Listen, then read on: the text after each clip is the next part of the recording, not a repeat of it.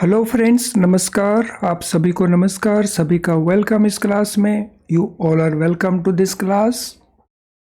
Live class में जितने students already join कर चुके हैं, क्विकली वो कंफर्म कर देंगे आपका ऑडियो वीडियो एक्सेसिबल है। All students in the live class who have already joined, please confirm quickly your audio video is okay so that we can start. कर दीजिए कंफर्म क्विकली। तो चलिए अब हम शुरू करते हैं आज का डिस्कशन। आज का हमारा डिस्कशन कंटिन्यूएशन है फ्रॉम द प्रीवियस सेशन। तो प्रीवियस वीडियो अगर आपने नहीं वॉच किया तो उसको ज़रूर वॉच कर लेना।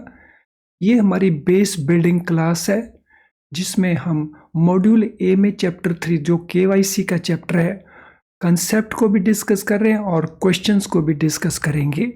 तो चलिए शुरू करते हैं KYC पॉलिसी का डिस्कशन। KYC पॉलिसी के 4 एलिमेंट्स हमने नोट किए थे। उनमें एक एलिमेंट था कस्टमर आइडेंटिफिकेशन प्रोसीजर। अगर आपने इससे पहले वाले लेसन को प्रॉपरली वॉच किया तो क्या आप बता सकेंगे कि वो 4 एलिमेंट्स कौन कौन से हैं? So any answer, what are those 4 elements? वो 4 एलिमेंट्स कौन कौन से हैं? एक बार क्विकली उसको रिव्यू कर लेते हैं। वो 4 एलिमेंट्स कौन कौन से हैं? तो पहला एलिमेंट उसके अंदर हमारा था customer acceptance policy. Second element हमारा है customer identification procedure. Third element हमारा है मॉनिटरिंग ऑफ ट्रांजैक्शन और चौथा एलिमेंट है रिस्क मैनेजमेंट। सो CIP को हम इससे पहले लेसन में कर चुके हैं। अब हम बात कर रहे हैं CIP की, यानी customer identification procedure. CIP includes identifying and verifying identity by using reliable independent information। तो CIP इसमें हम क्या करते हैं? हम आइडेंटिफाई करते हैं और वेरीफाई करते हैं आइडेंटिटी को। किसके बेसिस के ऊपर? Reliable and independent sources, documents, data और इंफॉर्मेशन के बेसिस के ऊपर। तो उसके लिए हम क्या यूज करते हैं? अलग अलग हमारे सोर्सेज हैं, इंडिपेंडेंट सोर्सेज हैं, जिसमें डॉक्यूमेंट है, डेटा है और इंफॉर्मेशन है।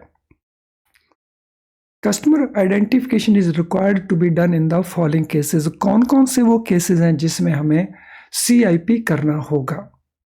लेट अस सी दोस केसेस जहां पे कस्टमर आइडेंटिफिकेशन करना होगा। First, when we open account और इस्टेब्लिश अकाउंट बेस्ड रिलेशनशिप। जब भी हम अकाउंट ओपन करें, या उसी को हम अलग तरीके से कह सकते हैं इस्टेब्लिशिंग अकाउंट बेस्ड रिलेशनशिप, तो उस केस में हमें CIP की जरूरत पड़ेगी। So this mean without CIP हम ये रिलेशनशिप मेंटेन नहीं कर सकते हैं। और सर्कमस्टांसेस कौन से हैं? Undertaking international transfers for non account holders. जो नॉन अकाउंट होल्डर्स हैं, जिनके हमारे साथ अकाउंट नहीं है, अगर उनके लिए हम कोई इंटरनेशनल ट्रांसफर्स करते हैं। सो इंटरनेशनल ट्रांसफर्स क्या है? रिमिटेंसेस हैं। सो रिमिटेंसेस आउटवर्ड इन स्पेशल केसेस। सो ये रिमिटेंसेस इनवर्ड भी हो सकती हैं और आउटवर्ड भी हो सकती हैं। उन केसेस में भी हमने CIP को कंप्लीट करना है।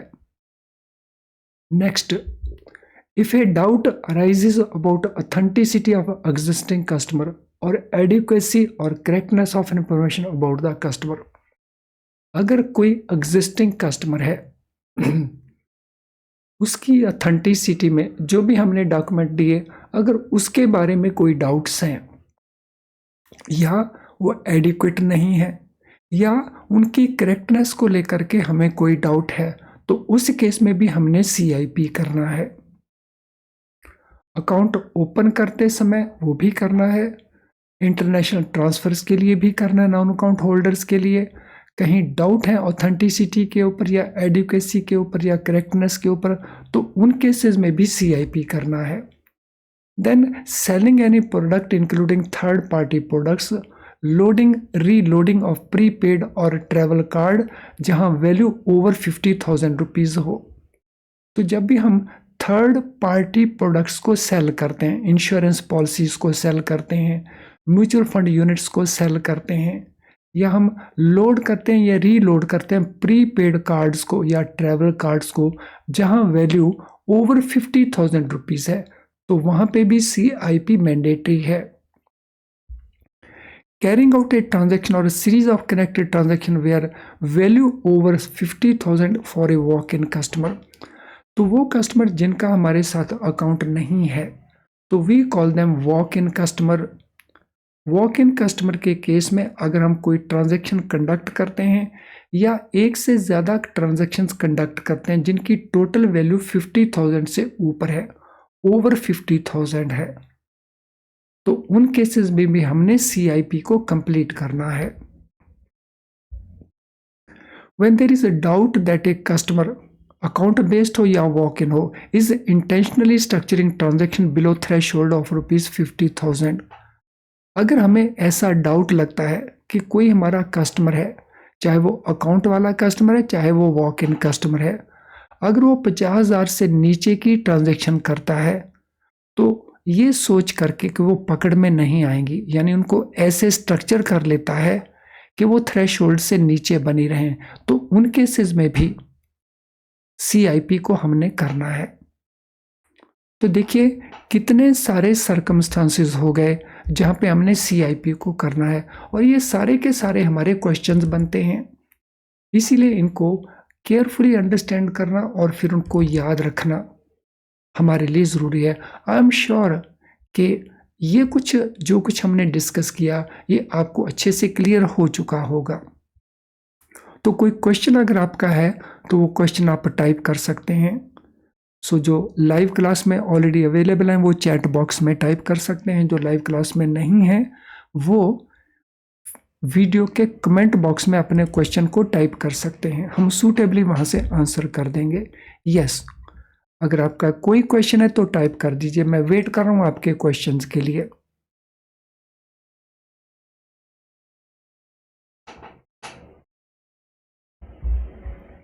Yes, anyone having any question, किसी का कोई क्वेश्चन हो? So question number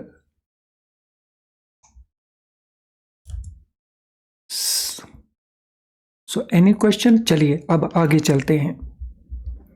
due diligence procedure क्या होता है? तो बार बार हम इस वर्ड को पढ़ते हैं, ड्यू डिलीजेंस प्रोसीजर, तो क्या क्या इसमें इंक्लूड होता है अब हम उसको देख लेते हैं। Customer due diligence includes number 1 customer identification and obtaining information about customer location, customer activity, purpose for which banking service will be used। तो इन सभी एस्पेक्ट को कहते हैं ड्यू डिलीजेंस। कस्टमर को आइडेंटिफाई करना, इंफॉर्मेशन या डॉक्यूमेंट लेने रिगार्डिंग कस्टमर्स लोकेशन जिसमें हम एड्रेस डॉक्यूमेंट मांगते हैं, कस्टमर की एक्टिविटी या पर्पस जिसके लिए वो पर्टिकुलर सर्विस अवेलेबल की जा रही है। Depending upon the risk perceived from the customer, information on the nature of business activity, location, mode of payments, volume of turnover, social and financial status etc. is collected for completing profile of the customer। तो इस purpose के लिए हमने customer का एक profile create करना है, और उस प्रोफाइल को कंप्लीट करने के लिए हमें क्या चाहिए। कस्टमर से हमें रिस्क किस प्रकार का है उसको लेकर के हम इंफॉर्मेशन कॉल करेंगे। फॉर एग्जांपल अगर हम इंडिविजुअल के लिए अकाउंट ओपन करते हैं तो रिस्क अलग है, अगर हम पॉलिटिकली एक्सपोज्ड पर्सन का अकाउंट खोलते हैं तो रिस्क अलग है, NRI के केस में रिस्क अलग है, कंपनी के केस में रिस्क अलग है। So depending upon that risk perception हम इंफॉर्मेशन उसी प्रकार से ही मांगेंगे। सो information nature of business activity, location, payments वो कैसे करेंगे, उनका वॉल्यूम ऑफ टर्नओवर कैसे होगा, उनका सोशल स्टेटस क्या है, उनका फाइनेंशियल स्टेटस क्या है, उनके बेसिस के ऊपर हम इस इंफॉर्मेशन को कलेक्ट करते हैं और प्रोफाइल को कंप्लीट करते हैं। Basic documentary requirements for various type of customer entities. तो बेसिक डॉक्यूमेंट्री हम इंफॉर्मेशन मांगते हैं for various type of customer entities. So banks can also ask for additional document if it's considered necessary. अगर बैंकों को लगता है कि कस्टमर के प्रोफाइल को उनके रिस्क परसेप्शन के पॉइंट ऑफ व्यू से हमने कंप्लीट करना है, हमें कुछ एडिशनल डॉक्यूमेंट्स चाहिए, तो those document can also be obtained. अब हम देखेंगे इसके बेसिस के ऊपर हमारे क्वेश्चंस क्या क्या हैं। What is purpose of customer identification. Customer identification का पर्पस क्या है? To verify identity of the customer, to collect information about customer's location, to complete profile of the customer, to obtain information about customer activity। तो purpose क्या लगता है आपको? Customer identification हम करते हैं जो।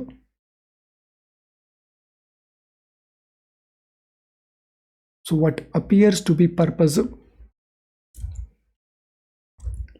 तो पर्पस है कस्टमर का जो वेरिफिकेशन है आइडेंटिटी का, उसको पूरा करना।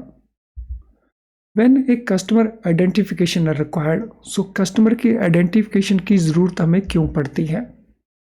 While opening account or establishing account-based relationship, when customer is intentionally structuring transaction below threshold of rupees 50,000, when doubt arises about authenticity of an existing customer, or all the above cases।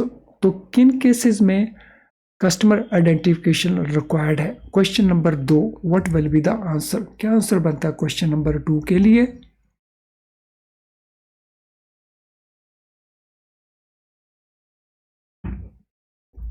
What is answer for question number 2? So account open करते समय, establish करते समय इन दोनों cases में जरूरत पड़ती है। Intentionally customer structure करते हैं ट्रांजैक्शन को बिलो 50,000, तो उस केस में भी ज़रूरत पड़ती है। डाउट अराइज होता है ऑथेंटिसिटी को लेकर के, तब भी ज़रूरत पड़ती है। यानी ये सारे के सारे ही ऑप्शन हमारे करेक्ट ऑप्शंस है। ऑप्शन आंसर हो गया हमारा D. What is threshold value for CDD procedure for loading reloading of prepaid और travel cards. So value threshold कितना है, यानी अमाउंट कितना है CDD प्रोसीजर के लिए जब हम कार्ड्स को लोड करते हैं या रीलोड करते हैं? 50,000, 40,000, 30,000 या 20,000? बहुत ही आसान सा आंसर है, ऑलरेडी हमने अंडरस्टैंड किया है। So it is 50,000 rupees. What is purpose of customer due diligence. Customer का जो ड्यू डिलीजेंस हम करते हैं उसके पीछे पर्पज क्या है? कस्टमर की आइडेंटिटी को वेरीफाई करना, इंफॉर्मेशन कलेक्ट करना about customers location, complete profile of the customer, या असेस करना risk posed by the customer. तो कस्टमर ड्यू डिलीजेंस का पर्पस क्या है, तो ये हमने बताना है। What is the purpose?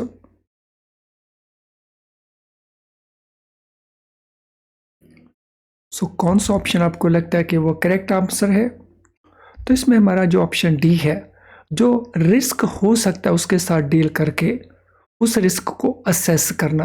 तो ये पर्पज है कस्टमर ड्यू डिलीजेंस का, to assess risk posed by the customer. What is basic documentary requirement for various type of customer entities. Basic documentary requirement क्या है? इंफॉर्मेशन ऑन नेचर और business activity, information on volume of turnover, information on social and financial status, या ये सारे के सारे ही। तो हम डिफरेंट टाइप ऑफ कस्टमर्स के लिए डॉक्यूमेंट्री रिक्वायरमेंट करते हैं।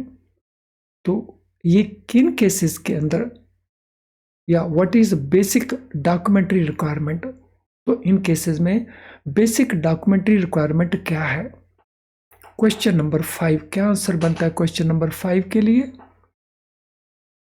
तो ये तो सारे के सारे ही लगते हैं बनते हैं। नेचर एंड बिजनेस एक्टिविटी वो इंफॉर्मेशन, वॉल्यूम ऑफ टर्नओवर वो information, social and financial status के ऊपर इंफॉर्मेशन, ये सारी की सारी इंफॉर्मेशन की जरूरत है।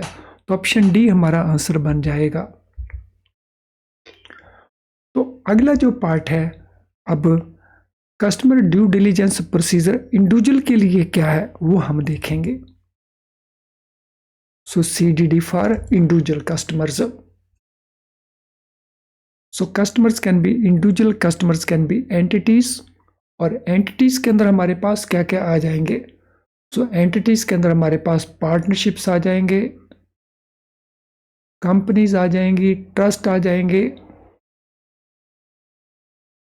HUF आ जाएंगे,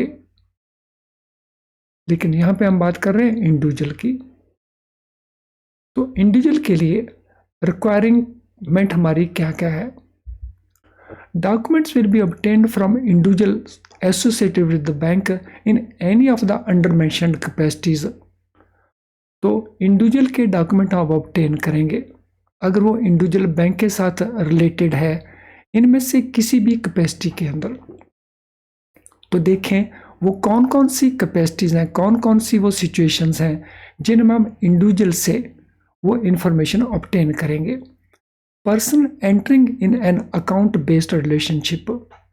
सो जिस कस्टमर के नाम से हम अकाउंट ओपन करने वाले हैं, ए के नाम से, पी के नाम से, जेड के नाम से, तो अकाउंट हम जिनके नाम से ओपन करने वाले हैं।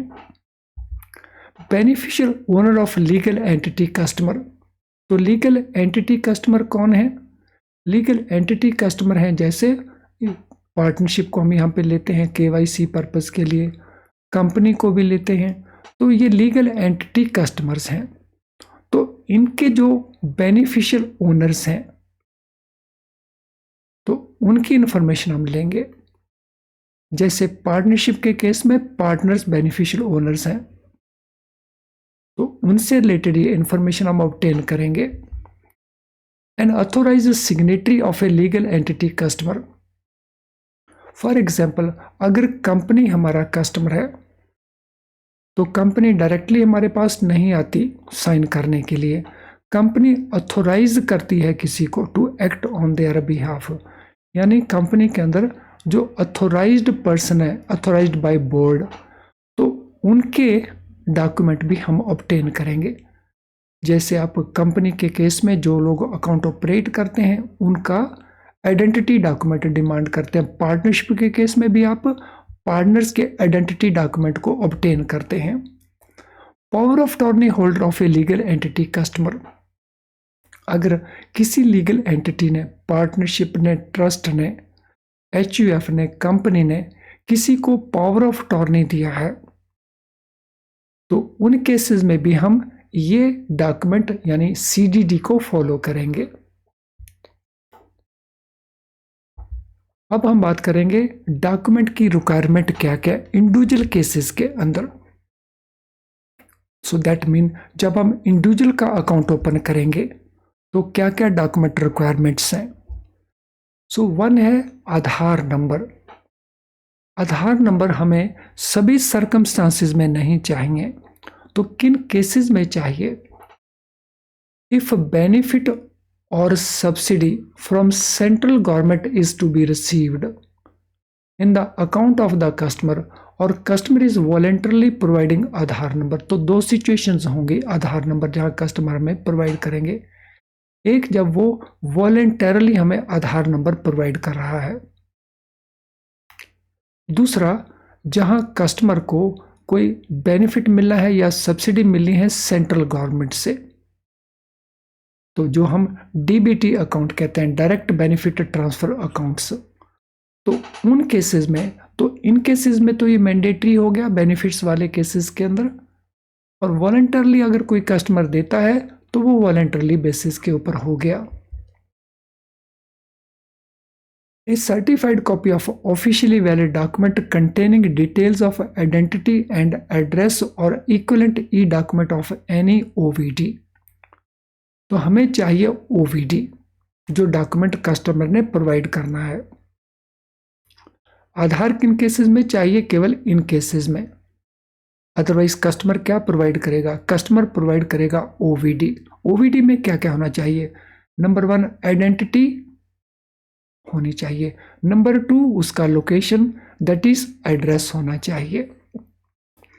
For certified copies original document will be verified.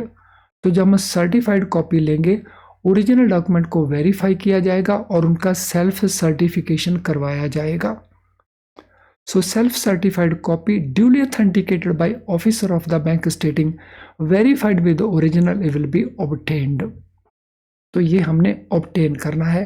तो ये KYC का जो डायरेक्शंस हैं 2016 की, उनका डिटेल हम यहाँ पे डिस्कस कर रहे हैं। In case of NRI customers, non resident Indians या person of Indian origin customer, copy of the document certified by any of specified authorities as listed below should be obtained in original। तो अगर वो customer NRI है या वो customer person of Indian origin है, तो उनके केसेस में हम जो डॉक्यूमेंट की कॉपी लेंगे वो सर्टिफाइड कॉपी होनी चाहिए। और सर्टिफाई कौन करेगा? Specified authority. उसको हमने लेना है, ओरिजिनल के साथ हमने उसको वेरीफाई करना है। तो अब देख लेते हैं वो अथॉरिटीज कौन कौन सी हैं। Authorised official of overseas branches of scheduled commercial banks registered in India. जो अथोराइज्ड ऑफिशियल है overseas branches of scheduled commercial bank registered in India, India के जो बैंक्स हैं उनके जो ओवरसीज ब्रांचेस हैं उनके authorised official. Branches of overseas banks with whom Indian banks have relationship. अगर इंडियन बैंकों का अपना ब्रांच नहीं है तो वहाँ कॉरस्पॉन्डेंट बैंक होंगे उन बैंकों के, उनकी ब्रांचेस भी ऐसा कर सकती हैं।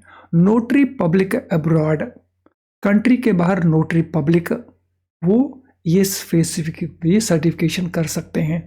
कोर्ट मैजिस्ट्रेट आउटसाइड कंट्री, जज, इंडियन एम्बेसी और consulate general in country where the non resident customer lives. तो ये सारे के सारे वो लोग हैं जो सर्टिफाई कर सकते हैं कॉपी ऑफ द डॉक्यूमेंट्स। वो कॉपी ऑफ द डॉक्यूमेंट हम लेंगे और ओरिजिनल हम उसके साथ लेकर के वेरीफाई करेंगे। For E document digital signature will be verified.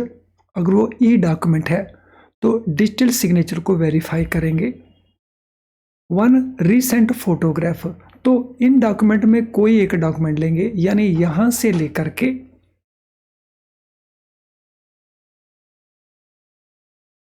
यहां तक, सो ए पार्ट है ये, तो ये डॉक्यूमेंट आप ऑब्टेन करेंगे। इसके अलावा one recent photograph where an equivalent e document is not submitted. Then PAN number हम लेंगे और अगर पैन अवेलेबल नहीं है तो फॉर्म नंबर 60 लिया जाएगा या इक्विवेलेंट ई डॉक्यूमेंट को ऑब्टेन किया जाएगा।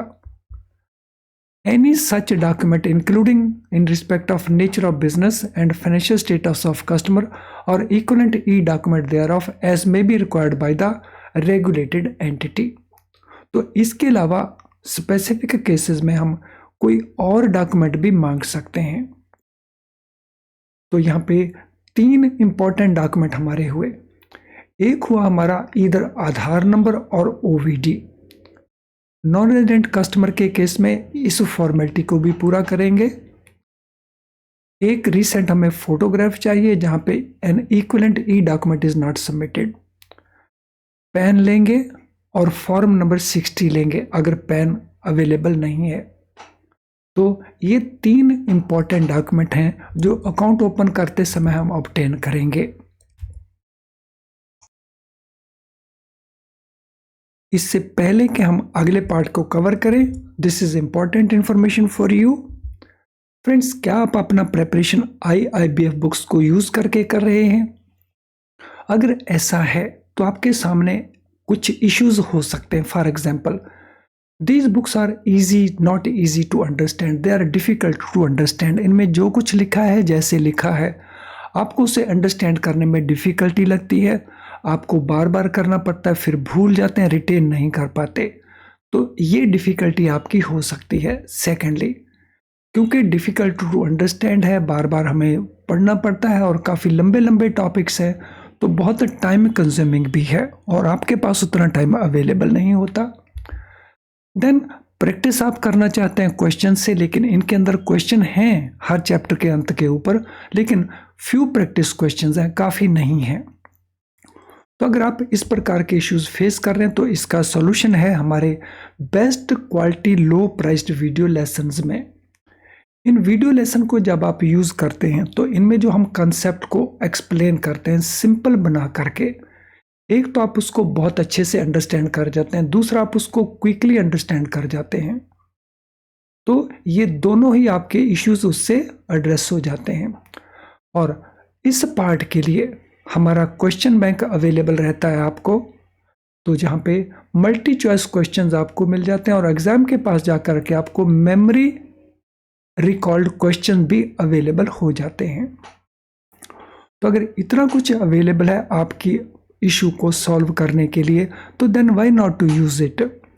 ये अवेलेबल है हमारी ऐप के अंदर या अवेलेबल है हमारी वेबसाइट के थ्रू, तो इनको यूज़ करें और अपने सक्सेसफुल होने की जो पॉसिबिलिटीज़ हैं उनको इंक्रीज करें। तो चलिए अब हम चलते हैं अगले पार्ट के ऊपर। ऑफिशियली वैलिड डॉक्यूमेंट्स कौन कौन से हैं? तो कई स्टूडेंट्स को इनको लेकर के कंफ्यूजन रहता है। So there are 6 officially valid documents. पहले तो ये हमें पता हो कि कितने डॉक्यूमेंट्स हैं। So at present we have 6 officially valid documents. कौन कौन से हैं? नंबर 1 पासपोर्ट, और ध्यान रखना है ये KYC पर्पस के लिए है। Passport, driving licence, proof of possession of Aadhaar number, voter I card issued by election commission of India, job card issued by मनरेगा duly signed by officer of the state government, and letter issued by national population register containing details of name and address. तो इन 6 में से आपके पास कोई भी अगर document available है तो वो डॉक्यूमेंट दे करके हम अकाउंट ओपन कर सकते हैं। इसके अलावा जिन लोगों को सब्सिडी गवर्नमेंट से लेनी है, सेंट्रल गवर्नमेंट से, DBT वाले अकाउंट, उनमें आधार मैंडेटरी है। लेकिन सभी केसेस में आधार मैंडेटरी नहीं है, तो इनमें कोई भी एक ऑफिशियल वैलिड डॉक्यूमेंट हमारे लिए काफ़ी है। तो अब हम देखते हैं इनसे रिलेटेड क्वेश्चंस क्या है। Which of the following individuals require CDD customer due diligence, किसको चाहिए? तो देखिए इनमें कौन सा हमारा ऑप्शन आंसर बनता है। Person entering into account based relationship, beneficial owner, authorise signatory, ये तो सभी केसेस लगते हैं जिसमें हमें CDD करना होगा। तो ऑप्शन डी हमारा आंसर बन जाएगा। What is requirement of Aadhaar number, Aadhaar की रिक्वायरमेंट किन केसेस में है? Mandatory for all customers, required if customer is voluntary providing it, required only if customer is non resident, required if customer is receiving benefit और subsidy from the central government. हमने बताना है requirement किस case के अंदर है। In which cases it is mandatory. Virtually हम कह सकते हैं मैंडेटरी किन केसेस में है। So it is mandatory in case where customer is receiving benefit और subsidy from the central government. तो ऑप्शन डी हमारा आंसर बन जाएगा। What is requirement of certified copy of officially valid document, certified copy official valid document की requirement क्या है? For all customer it is required, only for voluntarily providing it उनके लिए, required if customer is non resident और person of Indian origin, या required only government, या ये subsidy benefit customer receive कर रहा है फ्रॉम सेंट्रल गवर्नमेंट। तो certified copy of any official valid document किन से हमें चाहिए? सो it is required for all customers, ये हमें सभी कस्टमर से चाहिए और ये सेल्फ सर्टिफिकेशन हो सकता है। What is requirement for PAN, PAN की requirement mandatory for all customers, required only if customer is voluntarily providing, required if customer is NRI और PIO, या required for where customer are availing benefit और subsidy from central government. तो PAN का requirement किन customer के cases के अंदर है?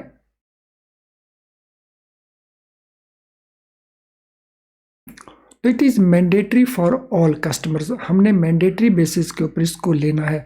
लेकिन जिन कस्टमर के पास इट इज़ नॉट अवेलेबल, तो उनसे हमने क्या लेना है? Yes, any answer for that?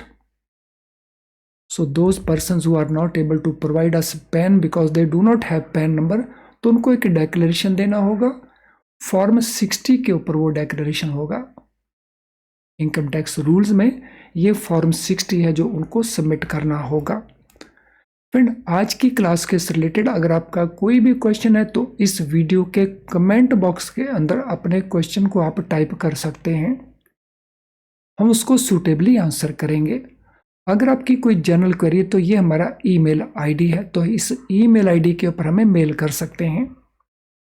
आज का सेशन अगर आपको यूजफुल नहीं लगा तो आप डिसलाइक ज़रूर कर दें, लेकिन अगर आपने हाफ एन आवर से ज़्यादा टाइम स्पेंड किया है और यूजफुल लगा है तो फिर इसको लाइक कर दें, क्योंकि आपका लाइक करना मीन्स YouTube इस वीडियो को और बहुत सारे लोगों को दिखाने की कोशिश करता है, जिससे बहुत सारे और स्टूडेंट को बेनिफिट मिल जाता है।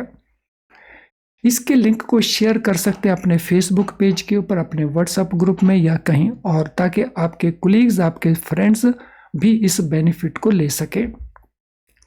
चैनल अगर आपने सब्सक्राइब नहीं किया तो हमारे कई सारे लेसन आप मिस कर रहे होंगे, तो चैनल को सब्सक्राइब करें, वो भी बेल आइकन पुश करके। जब तक आप बेल आइकन साथ में पुश नहीं करेंगे हमारे नोटिफिकेशन तुरंत आपको नहीं मिलने वाले, तो कर दीजिए। चलिए आज के सेशन को अब हम वाइंड अप करेंगे। Thank you friends and all the very best.